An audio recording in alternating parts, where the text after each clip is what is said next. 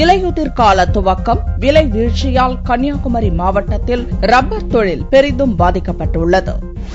கன்னியாகுமரி மாவட்டத்தில் தயாரிக்கப்படும் ரப்பர் சர்வதேச தரம் கொண்டது. குலசேகரம், தடிக்காரன் கோணம், கீரிப்பாறை, திருப்பரப்பு போன்ற பகுதியில் 30,000 ஹெக்டேர் நிலப்பரப்பில் ரப்பர் பயிரிடப்படுகிறது.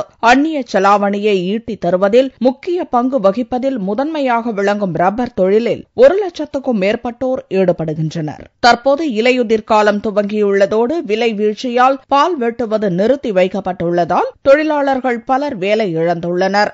பிப்ரவரி மாதம் தொடங்கி இது மே வரை இந்த இலையுதிர் காலம்தான். இந்த நேரத்திலே பிப்ரவரி 10-15 அந்த நாட்கள் வரும்பொழுது கிட்டத்தட்ட எல்லா ரப்பர் மரத்தினுடைய இலைகளும் உதிர்ந்துவிடும். அப்பொழுது பால் வடிக்கும் தொழில் முற்றிலுமாக நிறுத்தப்படும்.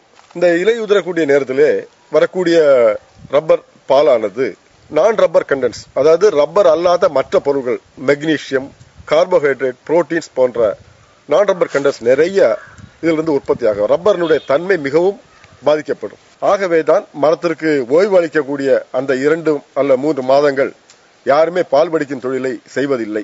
1 கிலோ ரப்பர் 230 ரூபாய்க்கு விற்கப்பட்ட நிலையில் தற்போது 90 ரூபாய்க்கு விற்பனை செய்யப்படுவது ரப்பர் தொழிலாளர்களை வருத்தத்தில் ஆழ்த்தியுள்ளது.